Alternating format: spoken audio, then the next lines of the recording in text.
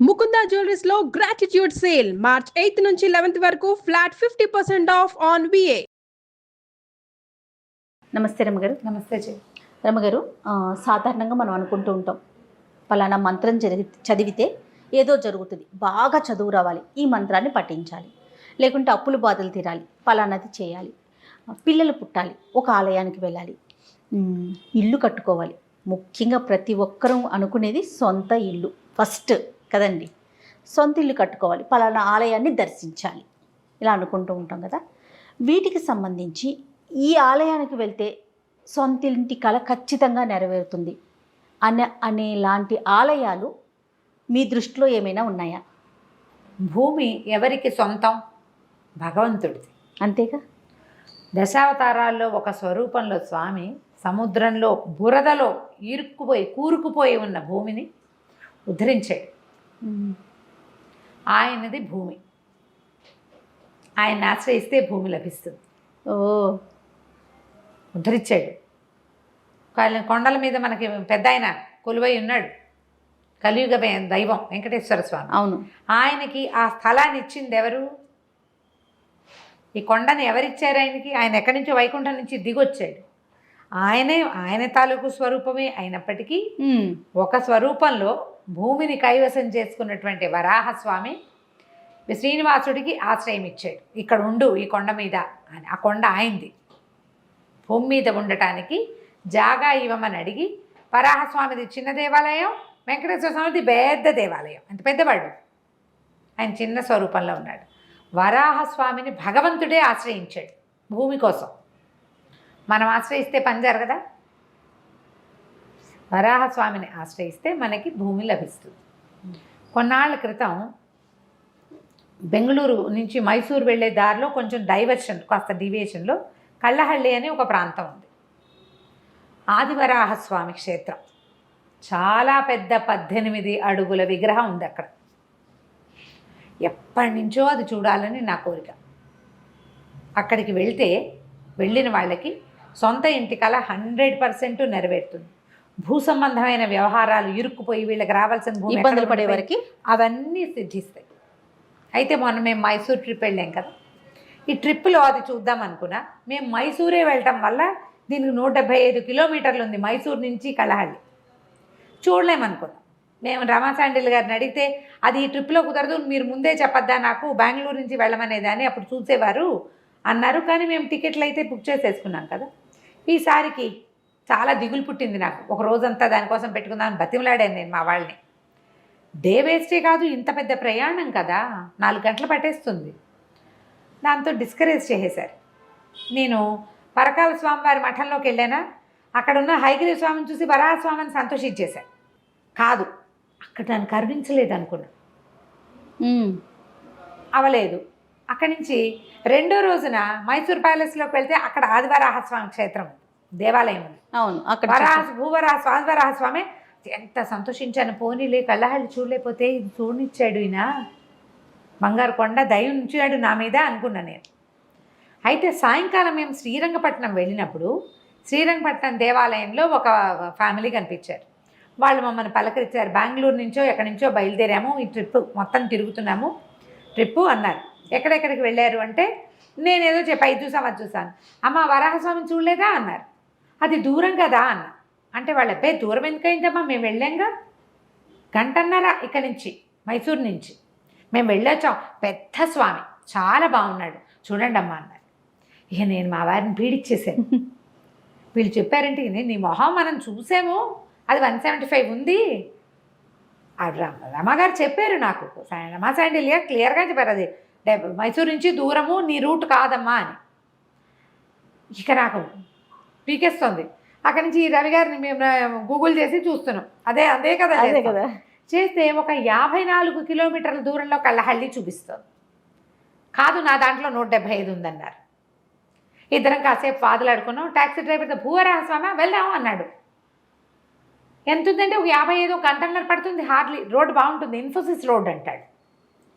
ఈయనేమో ఆ రూట్లో ఇన్ఫోసిస్ ఎట్లా ఉంటుంది, బెంగళూరు రూట్లో లేదు, మైసూర్లో ఉంది ఇన్ఫోసిస్.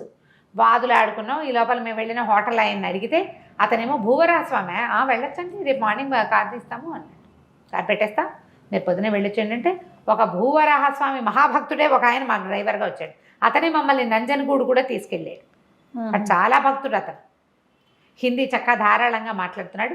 మళ్ళీ తెల్లవారు యథాప్రకారం పొద్దున్నే బయలుదేరాం.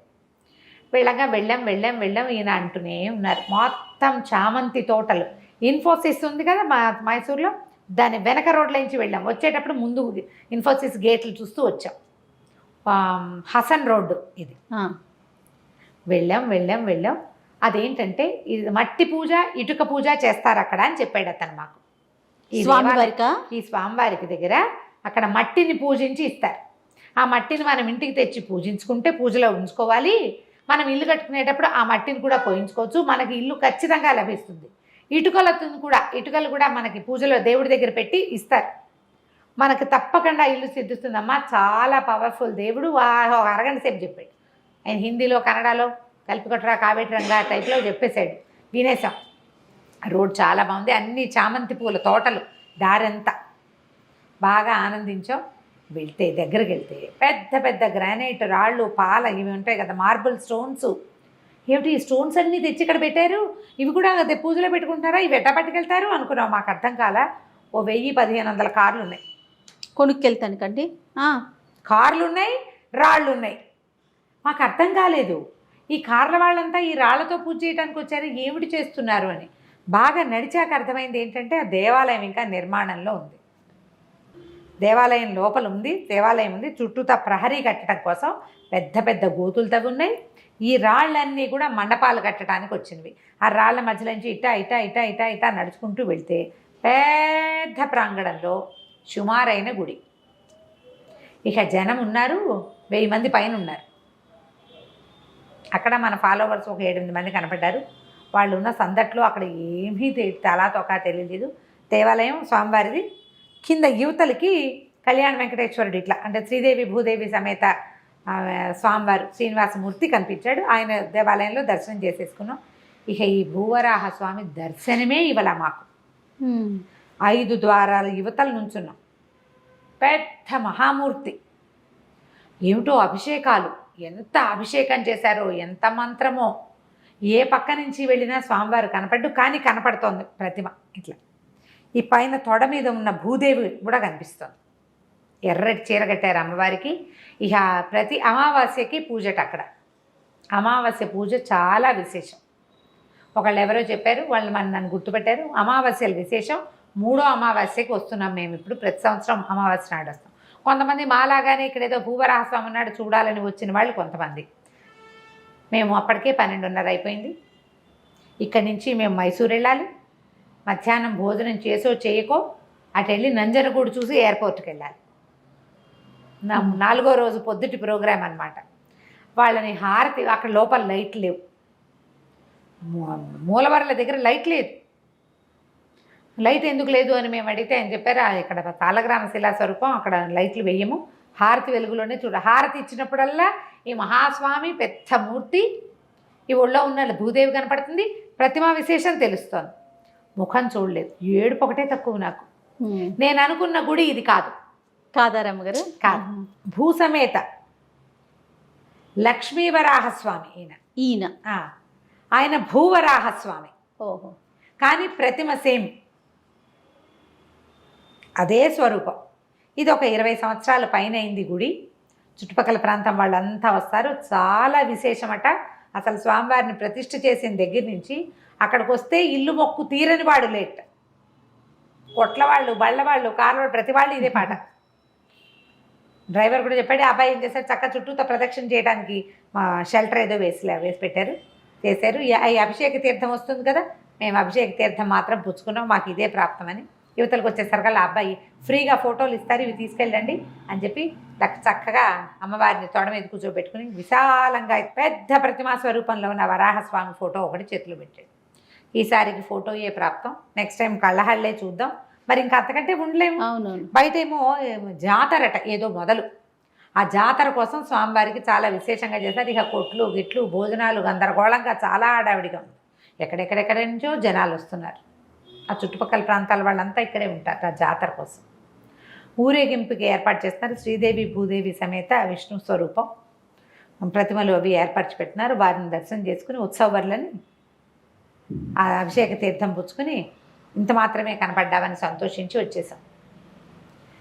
వరాహస్వామిని దర్శనం చేస్తే మనకి ఈ వరాహస్వామి క్షేత్రాలు ఎక్కడున్నాయి? నేను చెప్పిన 2 బెంగళూరు నుంచి మైసూరు వెళ్ళే దారిలో కళ్ళహళ్ళి, ఇది కూడా కళ్ళహళ్ళి. ఇది హసన్ రోడ్లో ఉంది. మైసూరు నుంచి 1 గంటన్నర. ఇది కొత్తది. ఓకే. నేను చెప్పిన భూవరాహస్వామి దాదాపుగా 2500 సంవత్సరాల పాత గుడేట. అది చాలా పాతది. అది కూడా విశాలమైన పెద్ద గుడి, 18 అడుగుల విగ్రహం, బూడిదరాయితోటి చేయబడినటువంటి భూవరాహస్వామి దేవాలయం. ఈ రెండిట్లలో ఇంకా మనకి ఇన్ఫర్మేషన్ ఇద్దాం దీని మీద. తిరుమలలో వరాహస్వామిని చూస్తాం. విజయవాడలో కూడా వరాహస్వామి దేవాలయం ఉంది. మన విజయకీలాద్రి అని ఒక కొండ ఉంది, ఇంద్రకీలాద్రి లాగానే. జియర్ స్వామి మఠం అది ఉంది సీతానగరం దగ్గరలో. విజయకీలాద్రి అని ఉంది. ఆ పైన కొండ మీద కూడా ఒక వరాహస్వామి దేవాలయం ఉంది. అక్కడ చాలా స్వరూపాలు ఉన్నాయి. అందులో వరాహస్వామి కూడా ఉన్నాడు.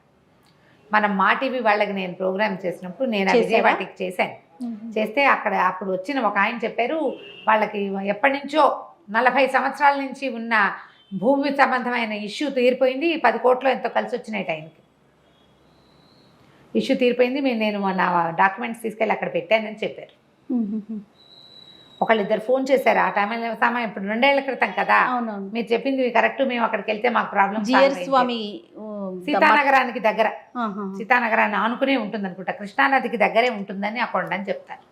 విజయకీలాద్రి ట్రై చేసి చూడండి. ఎక్కడ దేవాలయాల్లో వరాహస్వామి ఉన్నా నమస్కారం చేసుకోండి. కుదిరితే ఒక ఫోటో తెచ్చి పెట్టుకోండి. రోజు నమస్కారం చేసుకుని చిన్నవేమైనా ఆ వరాహస్వామికి సంబంధించిన ఒక స్తోత్రం, 4-6 శ్లోకాలు ఉన్నవి కూడా ఉన్నాయి, ఏదైనా ఒకటి చదువుకోండి. మీకు భూ సంబంధమైన సమస్యలున్నా, తర్వాత ఏమో మనకి ఇల్లు కట్టుకోవాలనే కోరుకుంటే కనుక వీరిని కనుక మనం దర్శనం చేసుకుని ఆశ్రయిస్తే తప్పకుండా ఇంటి కోరిక నెరవేరుతుంది. ఈ మా ట్రిప్పులో మేము సరిగ్గా చేసుకోలేని దర్శనం ఇయ్యందే. మళ్ళీ అవకాశం ఉందేమో రమ్మగారు, ఇంకోసారి పిలుస్తారు ఆయన, ఇంకోసారి పిలుస్తాడు స్వామి. అదే అనుకున్నాము. ఆ ఫోటో వచ్చింది కదా, ఫోటో చేత్తో పుచ్చుకుని తెచ్చుకున్నాం అనమాట. మళ్ళీ 1.5 గంట ప్రయాణం చేసి మైసూరు చేరిపోయాం. ఆ తర్వాత మళ్ళీ పరకాల మఠంలో స్వామివారిని దర్శనం చేసి ఆ జగన్మోహన్ ప్యాలెస్ చూసి, సాయంత్రం నంజనగూడు చూసి, రాత్రికి మేము ఫ్లైట్ ఎక్కేసాం. అయిపోయింది మైసూరు యాత్ర. చాలా అద్భుతంగా జరిగింది కదండి. ఈ ఒక్క దేవాలయం చూపించలేదనే చాలా గింజుకున్నాను. ఏడుపు, నాకు కళ్ళలో నీళ్ళు వచ్చేస్తూ అయ్యో అయ్యో కనపట్టలేదు, మొహం కనిపించట్లేదు అని. ముఖ దర్శనం కాకపోతే సంతోషంగా కనపడుతున్నాడు, ప్రతిమ తెలుస్తోంది. మనుషులను తోసుకెళ్ళడానికి వీలేదు. లైన్గా అంతా 5 ద్వారాల నిండా మనుషులే ఉన్నారు. అదేలేండి. మేమేమో చివరి నుంచున్నాం. చాలా సంతోషం రమ్మగారు. ఎవరైతే మైసూర్లో చూడని ఆలయాల గురించి చెప్పారో ఖచ్చితంగా ఆలయాల దర్శనం జరగాలి. కళ్ళకు కట్టినట్టు చెప్పారనమాట. వెళ్ళిపోవాలి అనిపించేస్తుంది నాకైతే. అంటే నేను ఎలా చూసానో అలా చెప్పేశారు. నమస్తే. నమస్తే.